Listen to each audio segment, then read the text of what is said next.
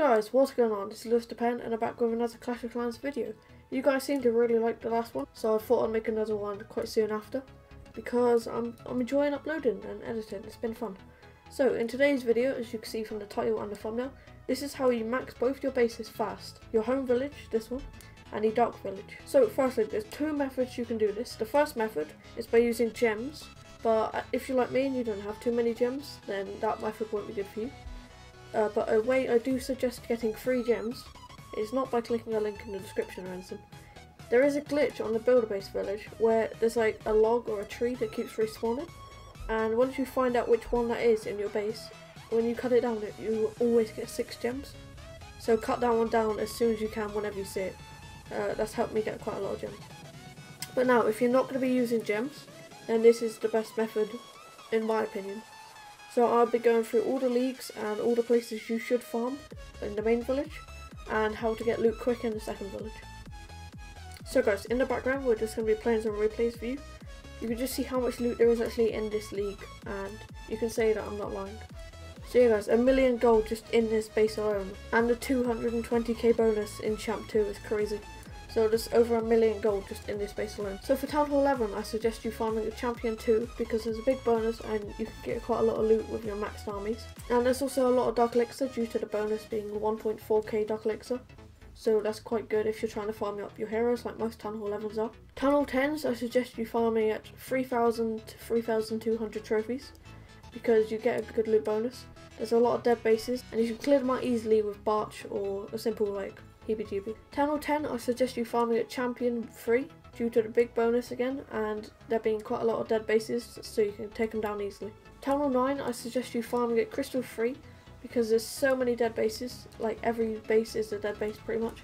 Barch can easily get you the loot, and there's a little bit of bonus as well. If you're using Barch, that doesn't cost Dark Elixir, you get Dark Elixir from the bonus. Town Hall 8, I also suggest you farming at Crystal 3 because there's a bonus again of the Dark Elixir. Most likely you'll be using dragons or go up to farming Crystal as a Town Hall 8, so you can get all the loot from the Town Hall 9s that you match.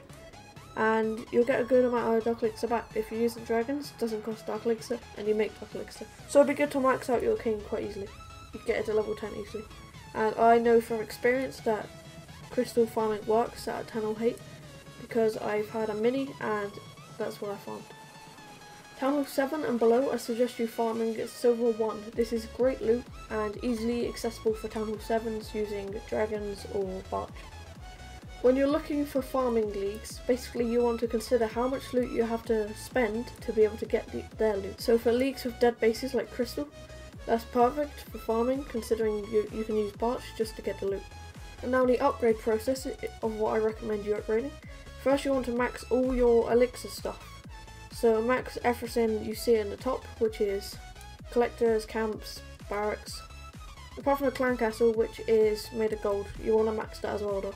Then while you're maxing your elixir stuff, you want to max your traps because they're really helpful in war and defend against your opponents. And while you're doing the elixir and the gold stuff in your laboratory, you want to max out your dark elixir troops because they're the best for war, such as lava hounds, bowlers and golems. After you've maxed all the stuff at the top, depending on what you want to do, you either want to max your defences or you want to max your walls.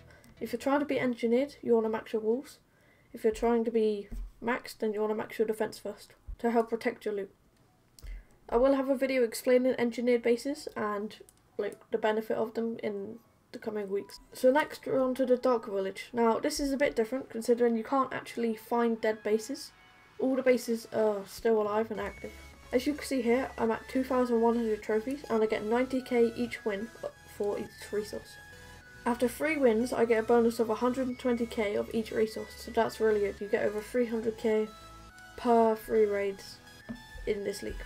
I suggest anyone trying to get to 2,000 to 3,000 trophies, you should be using baby dragons, but that's just my opinion. They work pretty good, I think. Also, something different about the builder base, all the troops take the same time to train. So it's personal preference which troops you use. Considering you can only get 3 wins a day which give you loot, it's kind of hard to farm, but if you push up trophies while you're not gaining loot, then you'll get even more loot. Now one tip I know you can do, and my friend's done, if you go down to here, you see your achievements, and Champion Builder, if you get to 3,000 trophies you get 1,000 gems. Now, if you get to 3,000 trophies, you'll get a high loot bonus, and you can spend gems to gem up your resources so you can find more resources. Also, your gems carry over from each base, so as you see, if we go back to the home base, we have the same amount of gems, which is very handy if you want to focus on your main village with gems. You can use the gems from the builder base and the main base to upgrade it. So it's kind of like twice as fast if you think about it.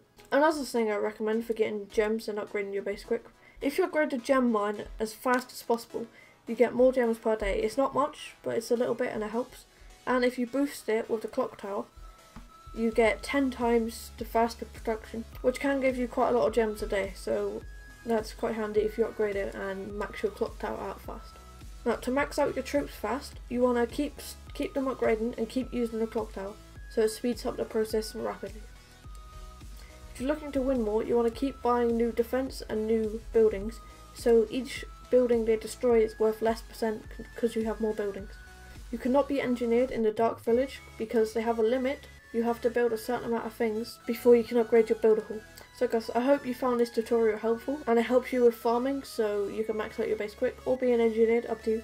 Personally, I prefer to be engineered because it helps in war matchups. But I will have a video explaining that soon if you're confused about what engineered is or what 0.5 is. So just stay tuned on my channel, make sure to subscribe, hit the like button, comment down below if you like the music and if you like the thumbnail, because I'm trying out a new style of thumbnails and I'm not sure if you guys like it. I personally do, but just let me know in the comments.